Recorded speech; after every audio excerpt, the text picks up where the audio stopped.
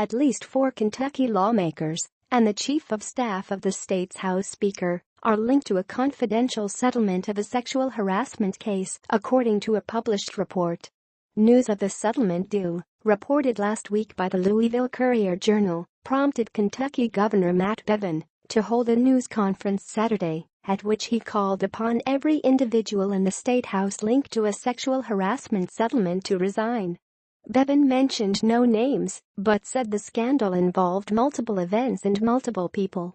"I am calling for the immediate resignation of every individual who has settled a sexual harassment case who is party to trying to hide this type of behavior," Bevin said. "I am calling for the immediate resignation of every individual who has settled a sexual harassment case who is party to trying to hide this type of behavior." Kentucky Governor Bevin.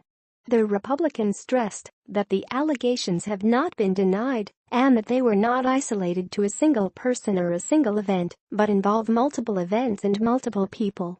The Courier-Journal initially reported that House Speaker Jeff Hoover, a Republican, had settled a sexual harassment claim outside of court with one of his staffers. Then on Saturday, the newspaper reported that the settlement involved 3 other lawmakers as well as Hoover's chief of staff.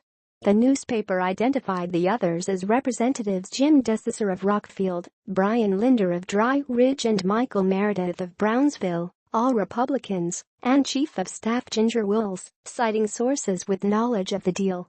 As Bevin was leaving the news conference, a reporter asked if the governor wanted Hoover to resign.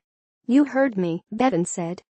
Hoover said Saturday that he has no plans to resign, and he accused the governor of grandstanding, the Courier-Journal reported. View image on Twitter.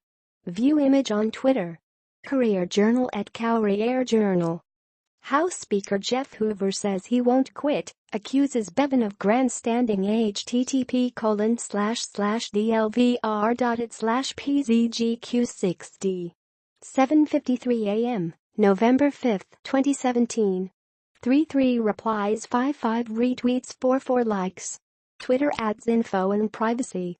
Hoover has refused to confirm or deny the settlement.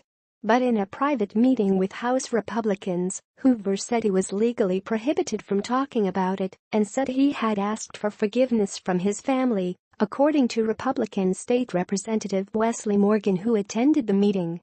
Saturday, House GOP leaders issued a news release saying they plan to hire a private law firm to investigate the allegations.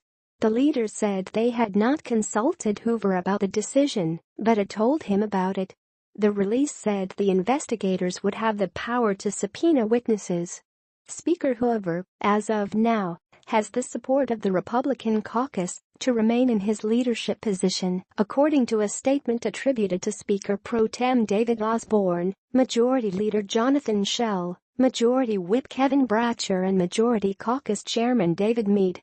"And we reserve the right, based on the results of the investigation, to revisit the status of anyone involved, including Speaker Hoover." But Hoover does not have the support of all Republican lawmakers. Morgan, the Republican state representative from Richmond, posted on his Twitter account that Hoover should resign immediately.